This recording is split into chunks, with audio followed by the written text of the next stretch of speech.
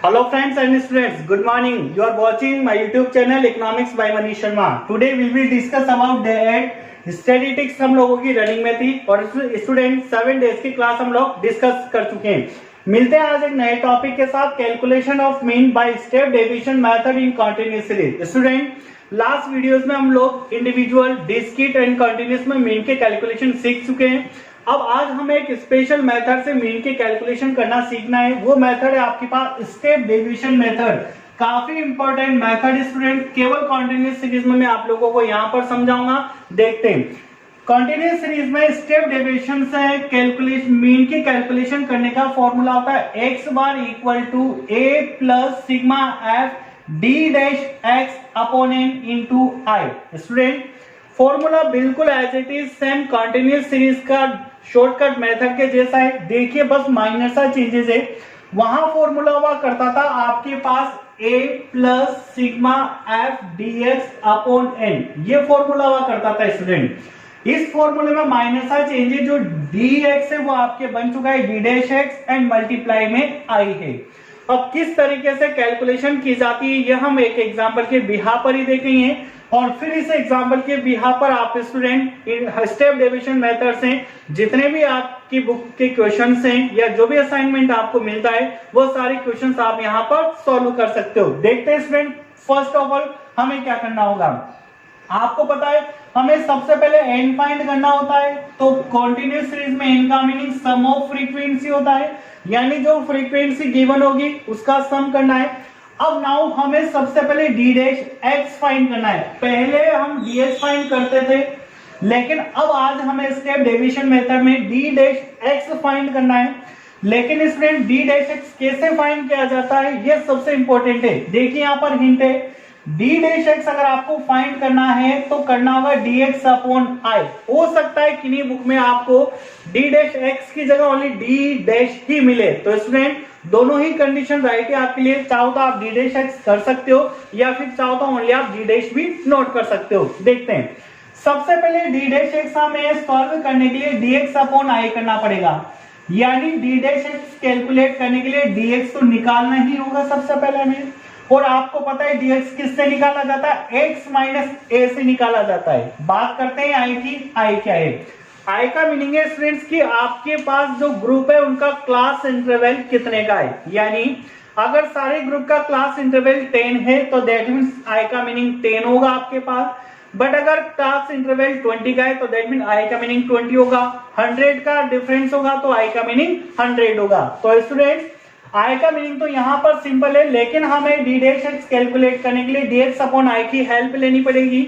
यानी D x को अगर अपन आई से डिवाइड करते हैं तो हमें मिलेगा डी डैश एक्स, लेकिन इसके भी पहले हमें डी एक्स फाइंड करना होगा और डी एक्स की कैलकुलेशन होती है एक्स माइनस ए से। देखते हैं कि एग्जाम्पल के थ्रू किस तरीके से स्टेप डेविएशन मेथड में क्वेश्चन सॉल्व किया जाएगा। एक एग्जाम्पल है स्टूडेंट्स, आपके पास प्रॉफिट गिवन है, profit 0 to 20, 20 to 40, 40 to 60, 60 to 80 and 80 to 100। यानी एक ग्रुप गिवन है स्टूडेंट। एक सबसे पहले एक में चीज क्लियर कर दो आपके सामने, 20 का क्लास इंटरवल है, यानी हर ग्रुप में क्लास इंटरवल 20 का है। तो आई की प्रॉब्लम तो आपकी सॉल्व होगी। यहाँ पर जो आई का मीनिंग होगा वो आपके लिए 20 होगा। आगे डिस्कस करते हैं। ये आपके पास फ्रीक्वेंसी स्टूडेंट। अब देखो इस क्वेश्चन को सॉल्व करने के लिए मैंने आपको स्टैटिस्टिक्स के क्वेश्चंस को सॉल्व करने का रूल बताया हुआ है कि क्वेश्चन नोट करना है और जिस फॉर्मूले के बिया पर क्वेश्चन सॉल्व होता है वो फॉर्मूला आपको नोट करना है, क्योंकि फॉर्मूले के बिया पर हम लोग कैलकुलेशन को थोड़ा आगे बढ़ा सकते हैं। यही सेम फॉर्मूला होगा आपके पास X bar equal to A plus sigma F D dash X upon N into I. सबसे पहले अपन बात करते हैं एन की, जो बहुत सिंपल हो गया आप सबके लिए। आप जानते हो एन का मीनिंग होता है सम ऑफ फ्रीक्वेंसी, यानी फ्रीक्वेंसी का सम, जो आपकी होगा यहाँ पर 15। तो स्टूडेंट्स एन का मीनिंग हम लोगों को मिल चुका है 15। अब हमें नेक्स्ट स्टेप क्या लेनी है कि हमें डी डैश एक्स सॉल्व करना है, जैसा मैंने आपको यहाँ पर समझाया था। डी डैश एक्स सॉल्व करने के लिए मेथड लगेगा डी एक्स अपॉन आई, यानी डी डैश एक्स पर पहुंचने के लिए पहले डी एक्स सॉल्व करना पड़ेगा, उसको आई से डिवाइड करना होगा। तो पहले करते हैं dx सॉल्व, और dx किससे सॉल्व होता है, x माइनस ए से। यानी स्टूडेंट dx निकालने के लिए हमें x की रिक्वायरमेंट है एंड a की रिक्वायरमेंट है, तो न तो हमारे पास क्वेश्चन में x है और न ही हमारे पास a।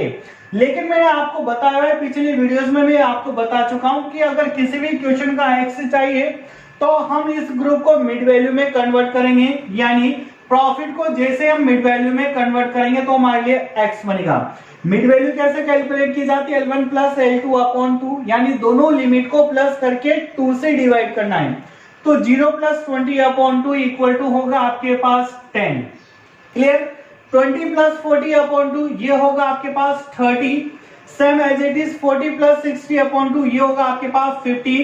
Now 70 and 90। स्टूडेंट्स ये आ चुका है आपके पास x, एक प्रॉब्लम सॉल्व हो गई हमारी। अब x आ चुका है तो x माइनस है, यानी हम dx कैलकुलेट कर सकते हैं। dx equal to x minus a, यानी x में से इस x में से a को लेस करना है और a हमें x में से कोई से भी एक वैल्यू लेनी होती है। सपोज करना हम यहाँ पर a की वैल्यू लेते हैं 50।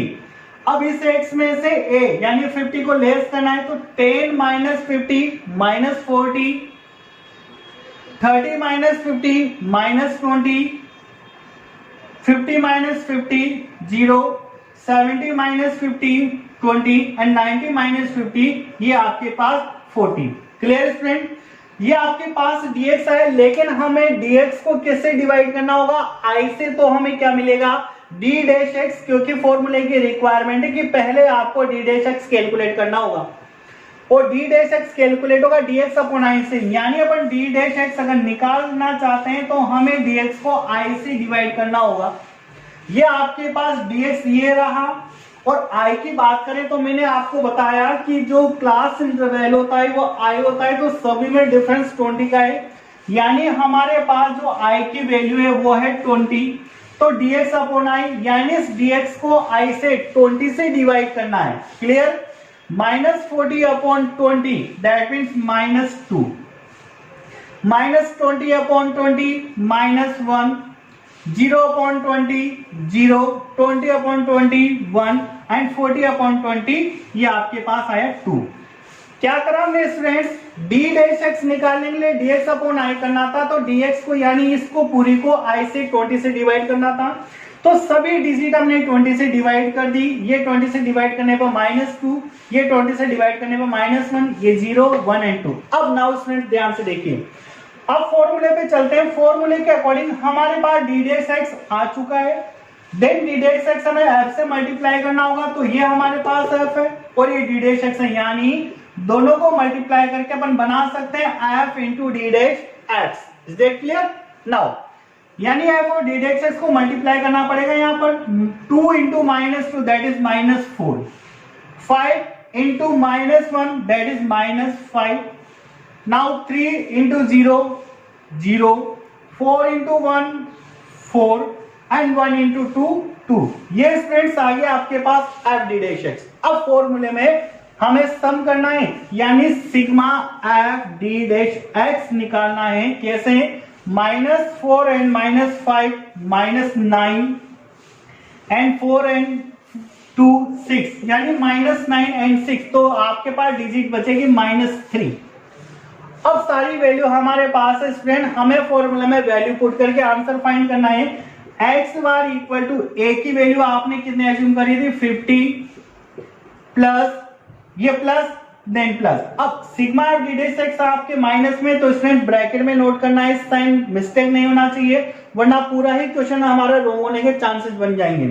तो प्लस है, यहाँ पर प्लस नोट करा। अब sigma F D dash X आपके पास किसमें है? -3 देन -3 अपॉन n का मीनिंग 15 एंड मल्टीप्लाई i, और i की वैल्यू स्टूडेंट्स 20, यानी क्लास इंटरवल, तो ये आपके पास है 20।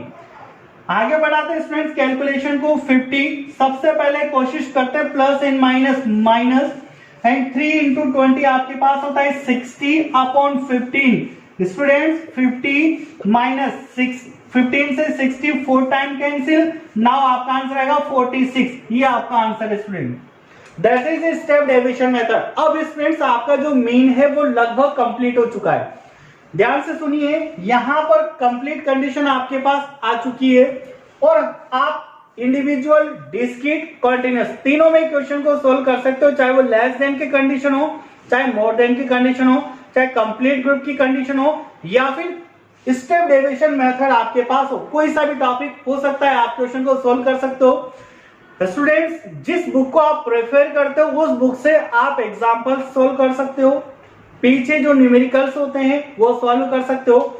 If you have any doubt in any topic, any question, then please tell me. आप मेरे इंस्टाग्राम से ऐड हो सकते हो, व्हाट्सएप से ऐड हो सकते हो, फेसबुक से ऐड हो सकते हो, मैं आपके डाउट को सॉल्व करने की कोशिश करूंगा। स्टूडेंट, इसका आप स्क्रीनशॉट ले लीजिए और फिर कुछ बेसिक कंसेप्ट में आपको और सिखाने वाला हूं, आप स्क्रीनशॉट लीजिए, मैं आया विद इन 5 सेकेंड।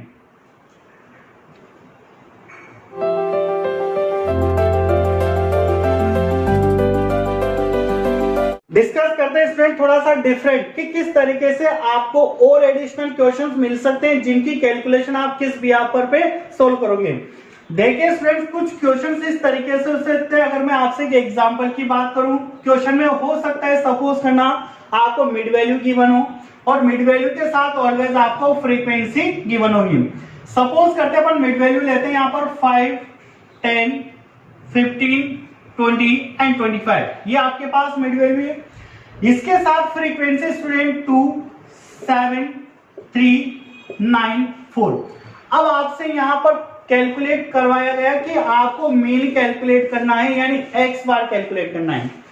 स्टूडेंट्स, देखने में लग रहा है जिस तरीके से अपन ने अभी तक के वीडियोस देखे, जिस तरीके से मेन सोल्व करा तीनों सीरीज में, तो देखने पर ऐसा लग रहा है कि मिड वैल्यू गिवन है। यानी जब हम ग्रुप पढ़ते थे, ग्रुप वाले क्वेश्चन हमने सोल्व करे तो वहां से हमने मिड वैल्यू कैलकुलेट करी थी और फिर उसके ब्याह पर क्वेश्चन को सोल्व किया था। स्टूडेंट्स, यहां पर एक बात बहुत ध्यान से देखनी है आप लोगों को, स्टैटिस्टिक्स के किसी भी टॉपिक का क्वेश्चन हो, चाहे वो mean, median, mode, standard deviation, mean deviation, quarter deviation, rank, किसी भी टॉपिक का क्वेश्चन हो, स्टूडेंट्स हमेशा एक बात याद रखना कि जब भी आपको मिड वैल्यू गिवन हो तो मिड वैल्यू आपको पता है एक्स का काम करती है आपके लिए, और अगर वो एक्स का काम करती है तो आप इसे समझते हो कि ये एक्स है, ये एफ है, that mean question discrete series में है ना। ये आपकी सबसे बड़ी गलती होगी अगर आपने मिड वैल्यू को डायरेक्ट क्वेश्चन में, अगर मिड वैल्यू गिवन है उस मिड वैल्यू को एक्स सपोज करके फ्रीक्वेंसी को दे करके डिस्क्रीट सीरीज मान करके अगर आप क्वेश्चन सॉल्व करते हो तो यू आर टोटली रॉन्ग। आपको ऐसा बिल्कुल नहीं करना। सिस्टम देखिए, प्रोसीजर देखिए कैसे करना, मैं यहां पर हिंट कर रहा हूं आप लोगों को, और फिर क्वेश्चन आप ही को सॉल्व करने आगे। देखिए इसमें अगर यहां पर सॉल्यूशन की मैं आपसे बात करूं तो मिड वैल्यू गिवन है जो आपको पता है हमारे लिए एक्स का काम करती है, 5, 10, 15, 20 एंड 25, और देन हमारे पास फ्रीक्वेंसी गिवन है 2, 7, 3, 9, 4। देखिए इसमें क्वेश्चन देखने में डिस्क्रीट सीरीज का लग रहा है, लेकिन आपको ऐसा बिल्कुल नहीं करना। जब भी मिड वैल्यू गिवन हो तो हमें मिड वैल्यू को पहले ग्रुप में कन्वर्ट करना है, यानी कंटिन्यूस सीरीज में लेकर के आना है। आफ्टर दैट हम क्वेश्चन को कंटिन्यूस में ही सॉल्व करेंगे, कभी भी हम डिस्क्रीट में क्वेश्चन को सॉल्व नहीं करेंगे। That is a very important fact. यानी अगर क्वेश्चन में मिड वैल्यू फ्रीक्वेंसी है तो डिस्क्रीट नहीं मानना, हमें उस मिड वैल्यू को ग्रुप में कन्वर्ट करना है, और जैसे उसको ग्रुप में कन्वर्ट करेंगे तो कंटिन्यूस सीरीज में क्वेश्चन बन जाएगा, और फिर हमें जिस भी टॉपिक को सोल्व करने के लिए बोला है उसको हमें कंटिन्यूस सीरीज में ही सोल्व करना है, यानी कंटिन्यूस के फॉर्मूले से ही सोल्व करना है। लेकिन बात आती है कि इस मिड वैल्यू को ग्रुप में किस तरीके से कन्वर्ट किया जाता है। दोस्तों बहुत सिंपल है, आप बोर्ड पर देखते जाइए। यहां मिड वैल्यू का अगर ग्रुप में कन्वर्ट करना है तो it is a very simple बात है, केवल आप किस तरीके से क्वेश्चन को यहां पर समझते हो। देखिए स्टूडेंट, सीखते अपन मिड वैल्यू को ग्रुप में कन्वर्ट करना। सबसे पहले आपको ये देखना पड़ेगा कि जो मिड वैल्यू है उसमें डिफरेंस कितने का है, यानी 5, 10, 15, 20, 25 सभी में डिफरेंस 5 का है। आपके पास 5 का डिफरेंस है। इस 5 के डिफरेंस को याद रखना है आपको कि सभी के बीच में 5 का डिफरेंस है। अब मैं जो स्टेप बता रहा हूं वो आप आसानी से बहुत ध्यान से सुनना। सबके बीच में डिफरेंस 5 का है स्टूडेंट, इस 5 का हाफ करना है आपको, हाफ डिवाइडेड बाय 2, यानी 5 का अगर हाफ करोगे तो आपको मिलेगा 2.5। कितना मिला है स्टूडेंट्स? 2.5। जो 2.5 आया है, इस 2.5 को आपको एक बार सभी में से लेस करना है तो मिड वैल्यू बनेगी, सॉरी लोअर लिमिट बनेगी, और एक बार अगर आप सब में प्लस करोगे 2.5 को तो अपर लिमिट बनेगी। आई एम रिपीटिंग, मैं रिपीट कर रहा हूं चीज को, क्या बोला मैंने, सभी के बीच में डिफरेंस 5 का है। इस जितने का भी डिफरेंस है आपके मिड वैल्यू में, अपन सपोज करें 5 का है क्योंकि अपन एग्जांपल इस तरीके का लिया है। अब 5 का जो डिफरेंस है उसका हाफ करना है, यानी 5 का अगर आप करते हो आप तो कितना आता है आपके पास 2.5। इस 2.5 को एक बार मिड वैल्यू में से लेस करेंगे तो लोअर लिमिट बन जाएगी, और एक बार सभी में प्लस करेंगे तो अपर लिमिट बन जाएगी। किस तरीके से देखते हैं, 5 में से 2.5 लेस करेंगे तो लोअर लिमिट बनेगी यानी 2.5, ठीक है, और 5 में वापस 2.5 प्लस करो तो कितना बनेगा 7.5। क्लियर। अब 10 में से वापस 2.5 लेस करो तो लोअर लिमिट बनेगी 7.5, और 10 में 2.5 प्लस करेंगे तो 12.5, यानी एक बार माइनस करें 2.5 को तो लोअर लिमिट बन रही है, एक बार प्लस करें तो अपर लिमिट बन रही है। 15 में से लेस करेंगे तो 2.5 तो 12.5, एंड 15 में प्लस करेंगे 2.5 तो 17.5, 20 में से लेस करेंगे तो 17.5, एंड ऐड करेंगे तो 22.5, 25 में से लेस करेंगे तो 22.5, एंड प्लस करेंगे तो 27.5। देखिए स्टूडेंट, यहां पर जो क्वेश्चन है वो आपके कंटिन्यूस सीरीज में बन चुका है। अब आपको मेन कंटिन्यूस में ही सॉल्व करना है, डिस्क्रीट में सॉल्व नहीं करना। ये सबसे इंपॉर्टेंट पार्ट था आप लोगों के लिए। वही दो प्रोसीजर जो मैंने आपको बताए हुए हैं, फर्स्ट हमारे पास डायरेक्ट मेथड होता है, एंड सेकंड हमारे पास शॉर्टकट मेथड होता है। Students, direct method x bar equal to sigma F X upon N होता है, and shortcut method x bar equal to a plus sigma F dx upon N होता है, जो आप बहुत आसानी से सॉल्व कर सकते हो। जो स्टूडेंट्स रेगुलर चैनल को देखते हैं, रेगुलर क्लास पढ़ते हैं, उन सबको पता है कि किस तरीके से आपके आगे क्वेश्चन सॉल्व होगा, जो दो मेथड हम लोग सीखते रहे। तो स्टूडेंट, ये था कुछ इंपॉर्टेंट फैक्ट जो आपको सीखने की जरूरत है। This is Manish Sharma. दोस्तों, अगर आपको मेरा YouTube चैनल पसंद आता है तो प्लीज लाइक कीजिए, सब्सक्राइब कीजिए, शेयर कीजिए। काफी काम आने वाला मेरा चैनल आप लोगों के लिए। और अगर कोई 12th स्टूडेंट्स हो तो मेरे इंडियन इकोनॉमी के वीडियोस भी YouTube चैनल पे अपलोड है, आप वहां पर जाकर के देख सकते हो। मिलते हैं नई क्लास के साथ, तब तक के लिए आपको जय श्री कृष्णा।